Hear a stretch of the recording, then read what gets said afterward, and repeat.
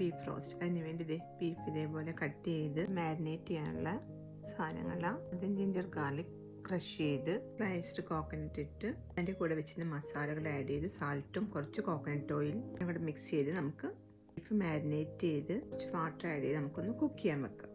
ഈ സമയത്ത് പേലോണിയൻ, ginger garlic, green ചില്ലിയൊക്കെ ചോപ്പ് ചെയ്ത് മസാലകൾ എടുത്ത് വെച്ച് ഓൺ മസാല എല്ലാം കൂടെ നമുക്കൊന്ന് വറുത്ത് പൊടിച്ച് ഇതേപോലെ എടുക്കാം. ഇത് ലാസ്റ്റ് സീസണിങ് ചെയ്യാനുള്ളതാ.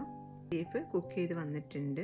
കൺട്രോൾ ചൂടാക്കി ജിഞ്ചർ ഗാർലിക് ഒന്ന് വഴറ്റി സ്ലൈസ്ഡ് കോക്കനട്ട് ഇട്ടൊന്ന് വഴറ്റി ശേഷം പേലോണിയനും ഇട്ട് വഴറ്റിയിട്ട് green chilli, curry leaf add ചെയ്ത് നമ്മൾ എടുത്ത് വെച്ചിരിക്കുന്ന മസാലകളൊക്കെ നന്നായിട്ട് മിക്സ് ചെയ്ത് ശേഷം കുക്ക് ചെയ്ത് വെച്ച ബീഫ് ഇട്ട് ഒന്ന് അടച്ച് വെച്ച് കുക്ക് ചെയ്യാം.